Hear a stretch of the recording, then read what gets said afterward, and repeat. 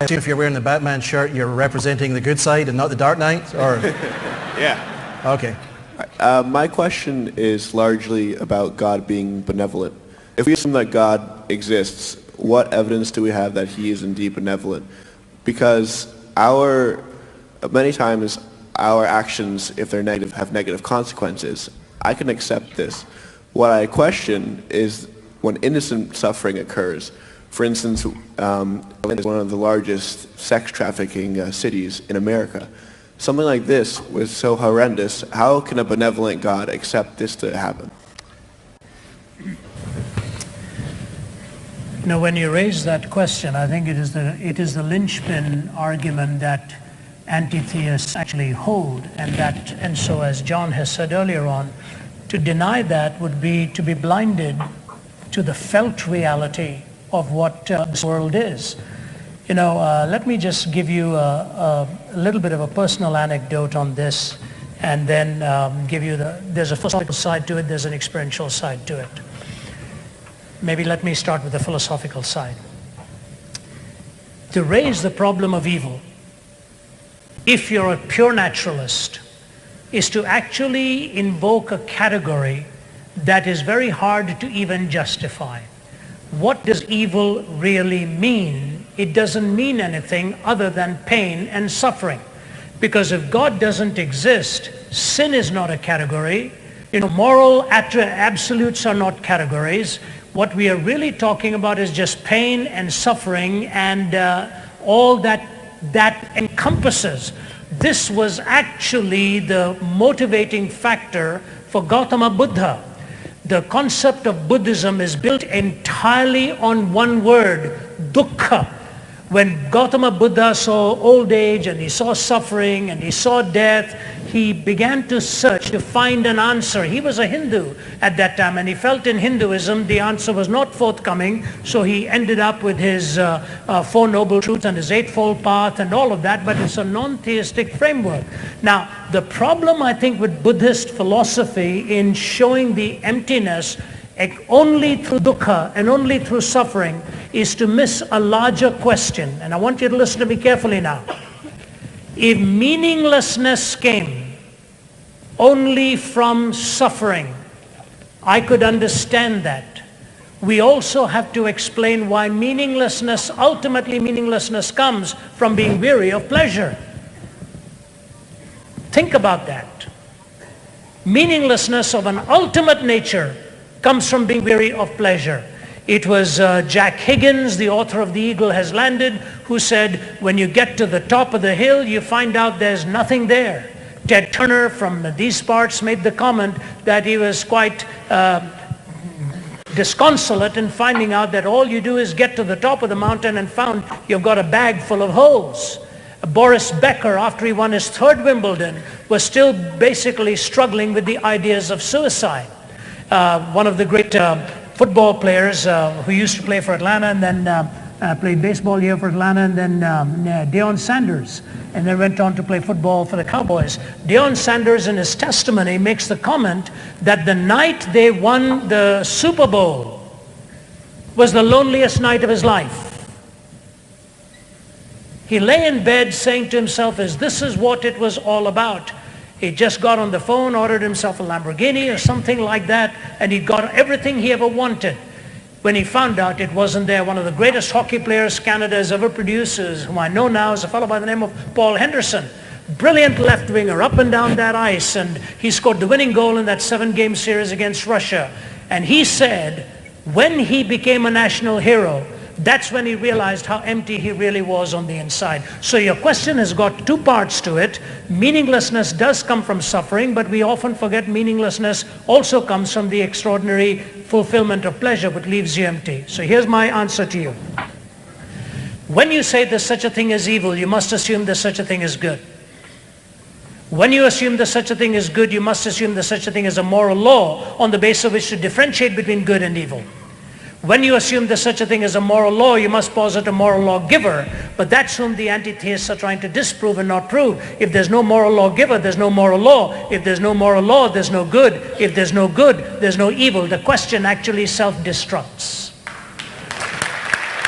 So the only way then is to find your question to be bridged with what John has just said. God is a benevolent God and a merciful God. In the very act of his own Son going to the cross is a revelation of the fact that sin by nature is destructive. You get into sin, it'll ultimately destroy you. Pain is the symptomatic expression of that which is broken on the inside. Very close to where you and I are standing is a young girl in Georgia who happens to have a disease that only a handful of people in this world have. It is called desensitization to pain with anhidrosis. What it really means is they're not able to feel pain, and their perspiration glands do not work. They're not able to perspire. It's a very rare form of disease. One of those who has it in the state of Georgia. I'm trying to remember her name. She's about 13 or 14 years old or something now, of that age now.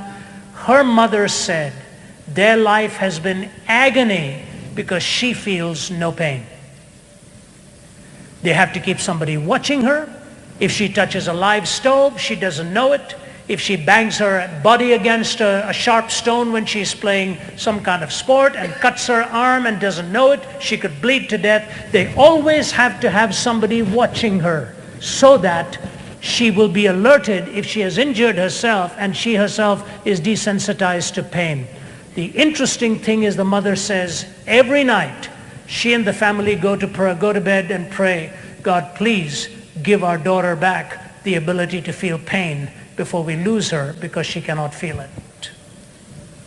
If the physical symptoms tell us that pain is a symptom of something that's wrong, I think we need to accept it, that pain in the inner man is a symptom that something is wrong between us and God.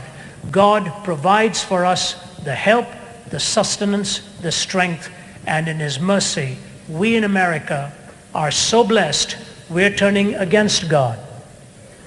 A place like India, with so much deprivation, where religion is so rife. I give you words of him and then a personal illustration, and that's it. A woman who was born to a home where she was soon orphaned, was then adopted by another family. She was born Annie Johnston. She became Annie Johnston Flint. She contracted rheumatoid arthritis. Her body was bent over in pain most of her life. She spent most of her years in bed till her body was covered from head to toe with sores. When the last eyewitness saw her, she needed 8 pillows to cushion the sores on her body. Cancer and blindness had taken its toll by now. Orphaned, rheumatoid arthritic, cancerous, blind, head to toe with sores. She wrote this: He giveth more grace when the burdens grow greater.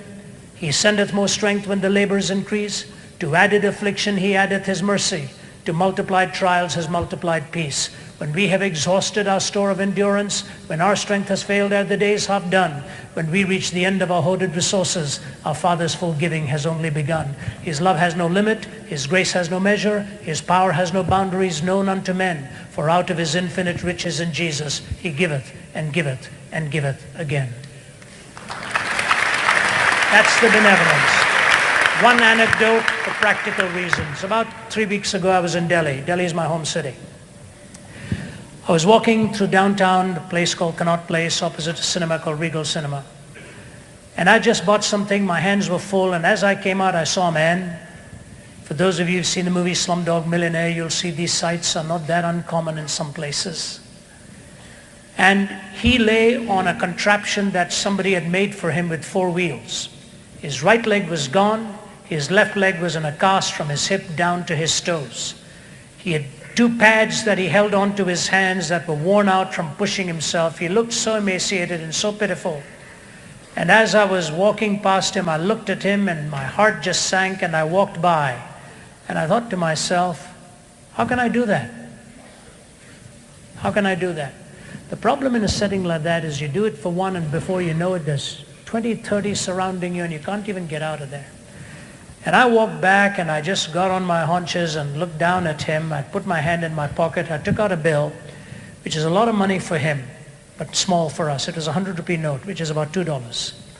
I scrunched that 100 rupee note in my hand, looked at him and looked into his eyes, and opened his palm and put it into his hand so that nobody else would see it. He craned over like that and he saw it was 100 rupees. He was desperately trying to grab me, and he said, Khuda aapko bhala kare, Sahib ji, which literally means, revered sir, may God richly bless you. He had so little. He recognized that gift as a gift from God. Those of us who are believers are God's hands in benevolence to lighten the burden and the pains of this world. And if we don't do that, we are not being godly in our lives.